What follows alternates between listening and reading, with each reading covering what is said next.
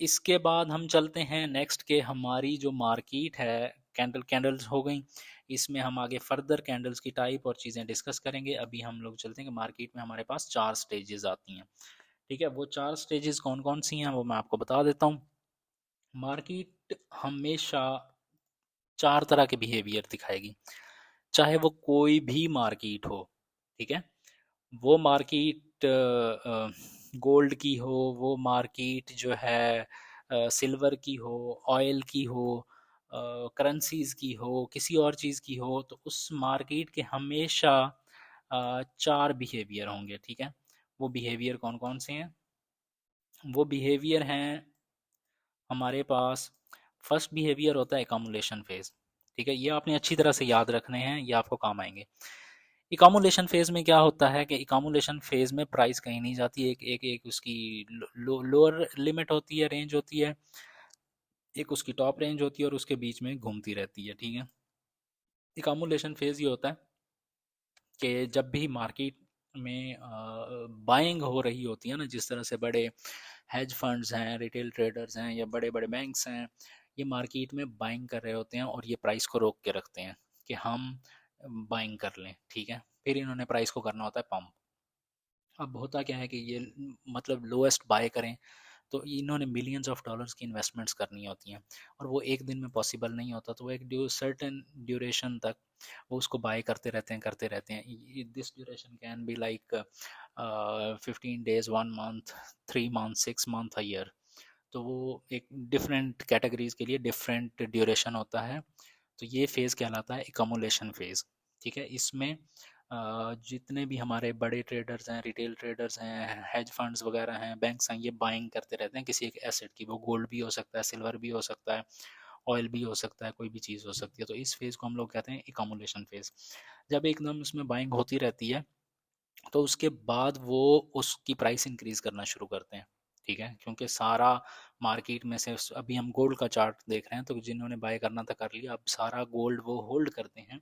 तो प्राइस आहिस्ता आहिस्ता जो मार्केट में बाकी लोगों को चाहिए, तो डिमांड बढ़ रही है लेकिन सप्लाई नहीं है। क्यों? क्योंकि उसको जो रिटेल इन्वेस्टर है वो कैरी करके बैठा हुआ है।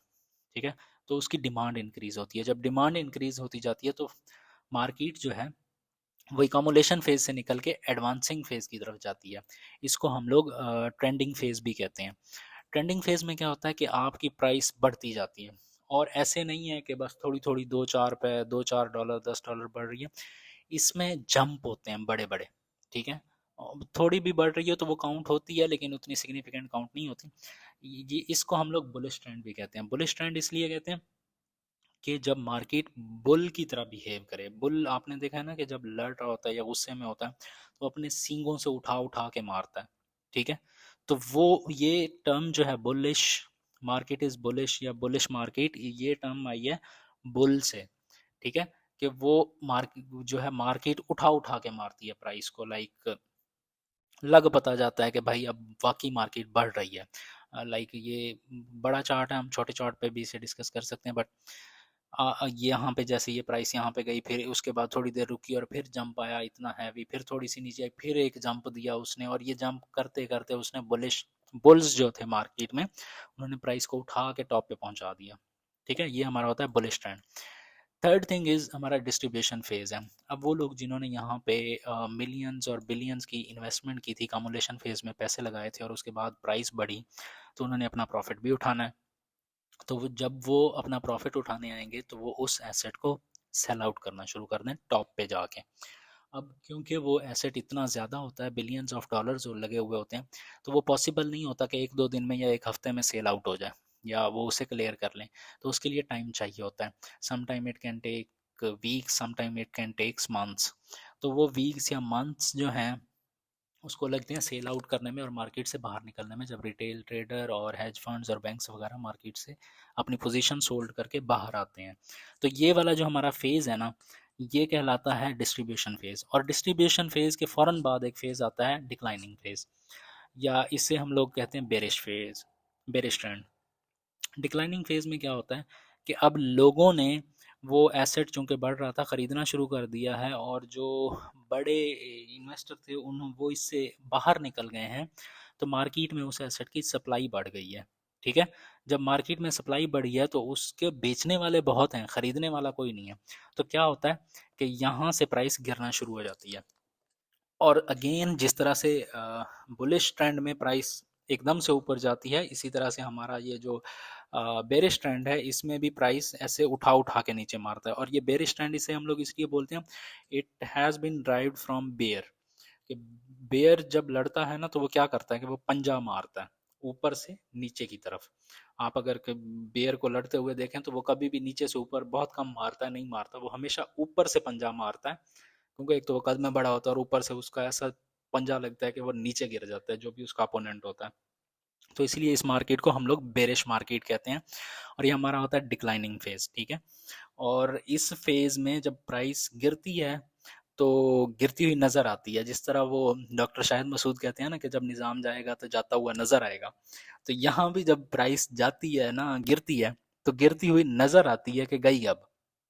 और इसमें पता लग जाता है, अब आपने अगर रॉन्ग एंट्री ले ली बुलिश ट्रेंड में या बेरिश ट्रेंड में, तो ऐसे उठा उठा के मार्केट मारेगी ना। चाहे वो बुलिश है तो ऊपर की तरफ, और अगर बेरिश है तो नीचे की तरफ उठा उठा के मारेगी कि आपको लग पता जाएगा कि भाई ये क्या हुआ है मेरे साथ। ठीक है। तो ये 4 बेसिक ट्रेंड्स हैं, ये आपने याद रखने हैं कि मार्केट हमेशा इन 4 फेजेस में होगी। accumulation phase, advancing phase, distribution phase and declining phase. और ये सिर्फ गोल्ड नहीं है, कोई भी एसेट आप उठा लें। आप यहाँ पे इसको उठा लें, US30 को हम उठा लें, अगर इसके भी हम इस पे चार्ट के ऊपर जाएं 1 वीक, ठीक है। तो अभी आपको नज़र आएगा कि ये सेम सेम यहाँ पे वही होता है कि accumulation फेज है, ठीक है। इसका फिर असेंडिंग फेज है या बुलिश फेज है, फिर यहाँ पे जो है इसकी डिस्ट्रीब्यूशन फेज है, और फिर डिक्लाइनिंग फेज है।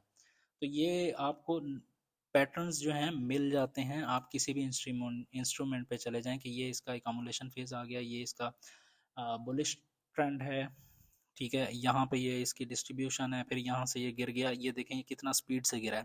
तो जब बेयर्स आते हैं तो वो इसी तरह से उठा उठा के मारते हैं प्राइस को नीचे, और जब वो बुल्स आते हैं तो वो इसी तरह से उठा के ऊपर ले जाते हैं।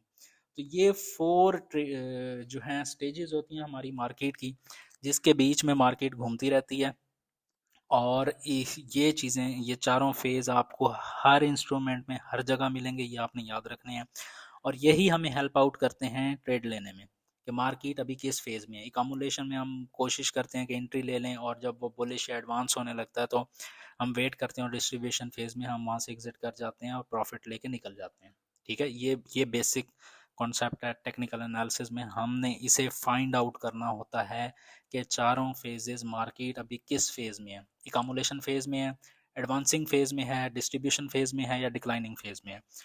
तो ये यहाँ अभी तक के लिए इतना ही, और इस लेक्चर को हम यहीं पे एंड कर रहे हैं। और नेक्स्ट लेक्चर में इन इन मार्केट के चारों फेजेस से आगे चलेंगे, और आगे हम स्टडी करेंगे कि आगे हमने प्राइस एक्शन अपना बनाना किस तरह से, एनालिसिस करने कैसे हैं। ठीक है। तब तक के लिए अपना ख्याल रखिए। Thank you so much. Allah हाफिज़।